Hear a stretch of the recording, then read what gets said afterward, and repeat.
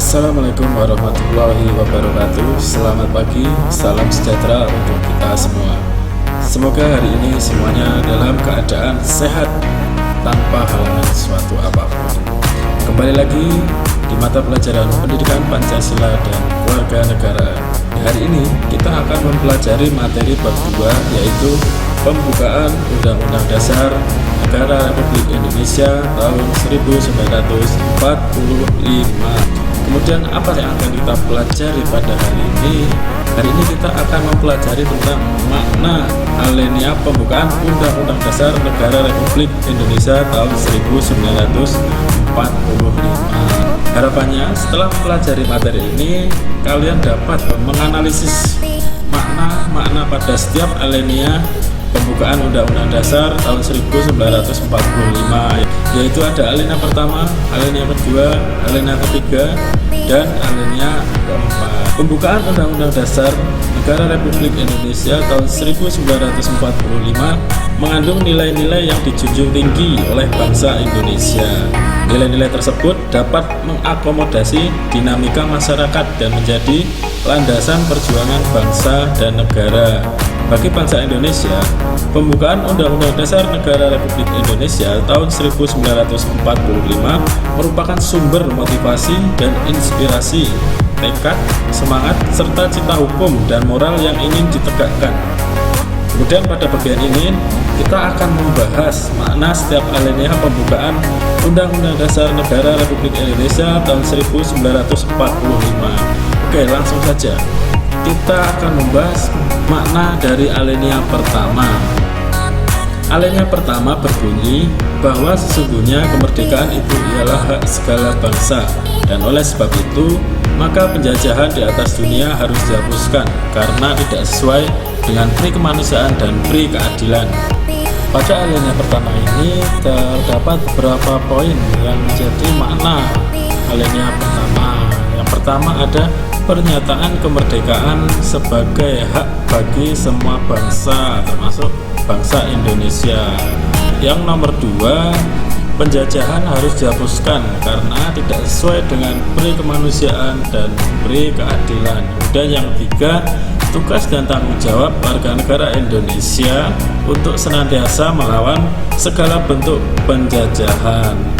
Jadi berdasarkan pada alinea pertama ini, bangsa Indonesia memiliki suatu tugas yang mulia, yaitu selalu berjuang melawan setiap bentuk penjajahan dan mendukung kemerdekaan setiap bangsa yang terjajah di seluruh dunia. Alinea kedua berbunyi, dan perjuangan pergerakan kemerdekaan Indonesia telah sampailah kepada saat yang berbahagia dengan selamat sentosa mengantarkan rakyat Indonesia ke depan pintu gerbang kemerdekaan negara Indonesia yang merdeka, bersatu, berdaulat, adil, dan makmur.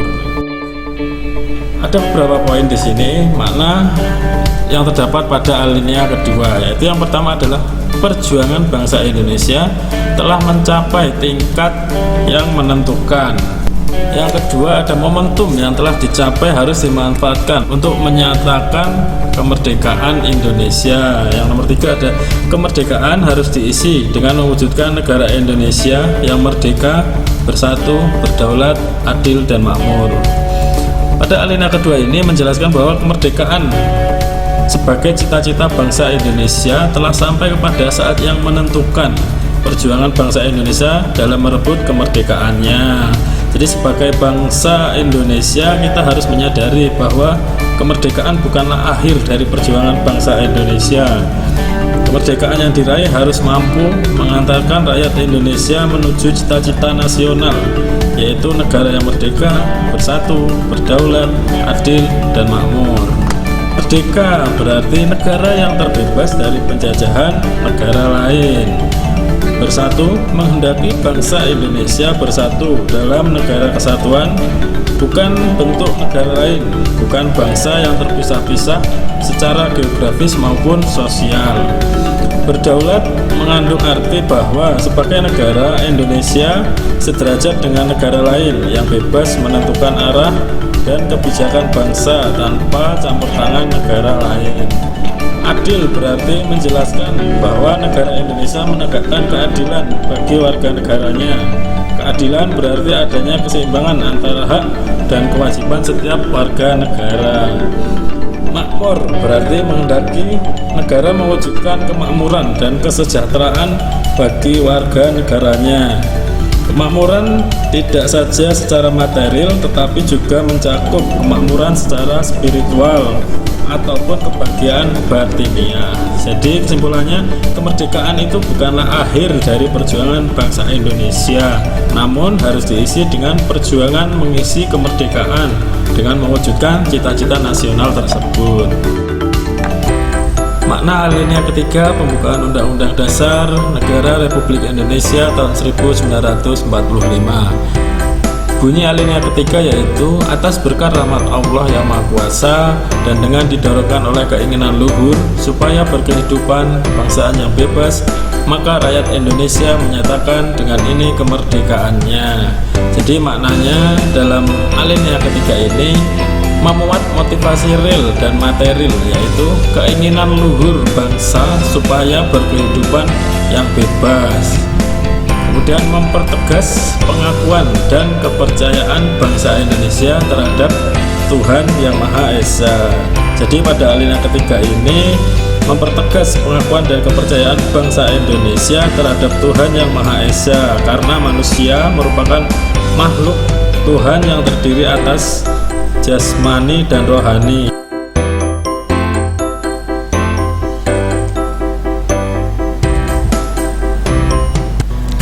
Makna alinea keempat pembukaan Undang-Undang Dasar Negara Republik Indonesia tahun 1945.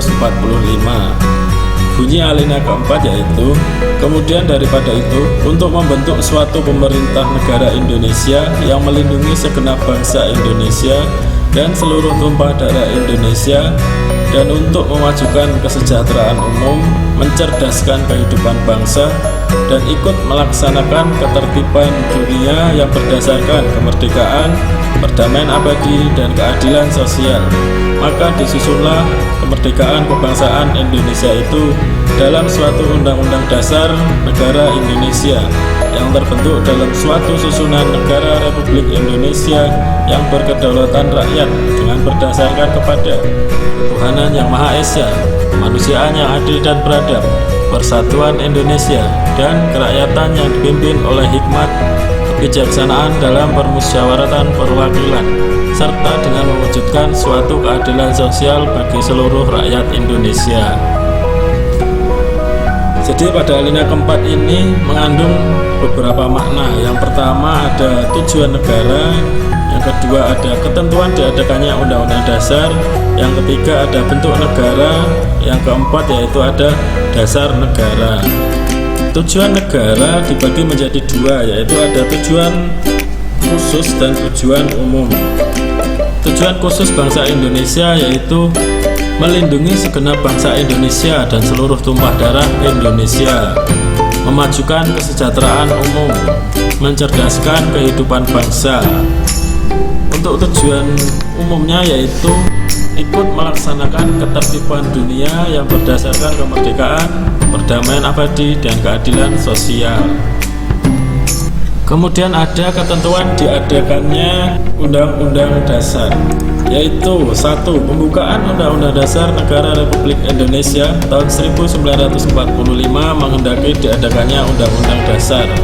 Maksudnya yaitu adanya batang tubuh atau pasal-pasal. Yang kedua ada menegaskan prinsip Indonesia sebagai negara hukum. Pemerintahan diselenggarakan berdasarkan Undang-Undang Dasar, tidak atas kekuasaan belaka. Setiap warga negara wajib menjunjung tinggi hukum yang berlaku di Indonesia. Alinea keempat ini juga memuat prinsip bentuk negara, yaitu susunan negara Republik Indonesia yang berkedaulatan rakyat. Republik merupakan bentuk pemerintahannya, yang pemerintahannya dipilih oleh rakyat. Bentuk ini sejalan dengan kedaulatan rakyat yang bermakna bahwa kekuasaan tertinggi dalam negara dipegang oleh rakyat. Jadi rakyat yang memiliki kekuasaan untuk menyelenggarakan pemerintahan, baik secara langsung maupun tidak langsung melalui lembaga perwakilan rakyat. Kemudian yang terakhir ada dasar negara, yaitu Pancasila. Sila pertama ada ketuhanan yang Maha Esa. Sila kedua ada kemanusiaan yang adil dan beradab. Sila ketiga ada persatuan Indonesia. Sila keempat ada kerakyatan yang dipimpin oleh hikmat kebijaksanaan dalam permusyawaratan perwakilan. Sila kelima mewujudkan suatu keadilan sosial bagi seluruh rakyat Indonesia. Kelima, sila Pancasila merupakan satu kebulatan utuh, satu kesatuan yang tidak terpisahkan. Jadi, dengan dicantumkannya rumusan Pancasila dalam pembukaan Undang-Undang Dasar Negara Republik Indonesia tahun 1945 secara yuridis konstitusional, Pancasila sah berlaku serta mengikat seluruh lembaga negara, lembaga masyarakat, dan setiap warga masyarakat.